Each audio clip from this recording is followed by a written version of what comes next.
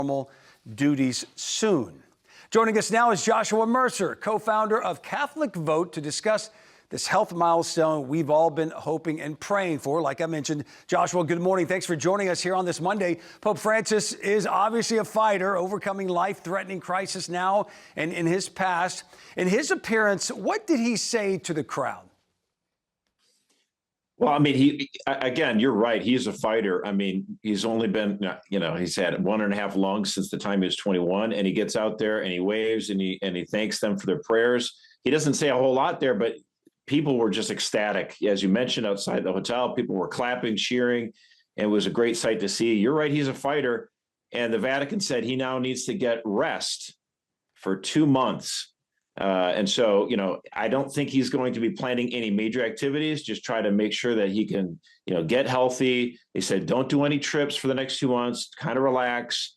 But of course, the church still wants to celebrate Easter, and it'll be a question about whether or not he'll be able to participate in the liturgy for the importance of, Holy Week, which we all as Catholics are very we gear up for during Lent, the Holy Week, and as we get closer to Easter. So, yep.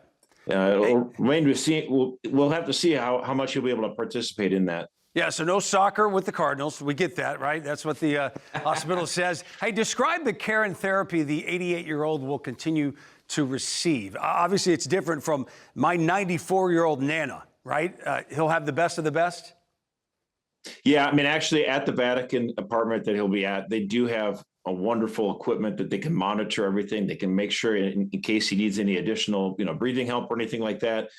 So they'll have the state-of-the-art technology. They already have that stuff, there. That's why, now that he's safe to travel, it makes a lot of sense for him to be there. And we hope that he'll be, feeling much better for months and months to come. Now, I mentioned that the 2 months of rest. What's interesting about that, the Vatican said that 2 months of rest, because what happens after those 2 months? There is a big trip that he would love to be able to go to in Turkey to celebrate the 1700th anniversary of the Council of Nicaea.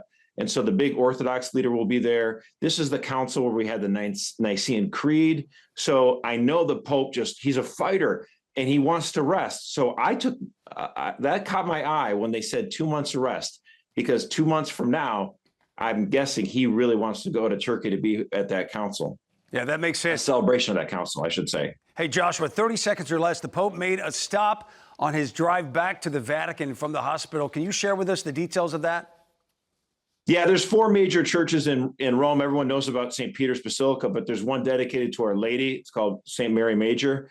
And this Pope, a lot of popes love this place to celebrate the Mother of Jesus, obviously. But this Pope in particular has made 100 trips to this beautiful basilica dedicated to Our Lady. And so on his way home, he wanted to make sure he could stop by and put flowers at the basilica to honor Our Lady. And it's a warm gesture. It was wonderful to see. I'm sure that made him feel good physically and mentally, well, and spiritually.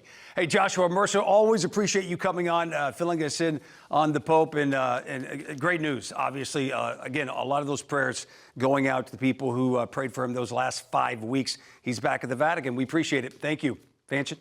Thank you.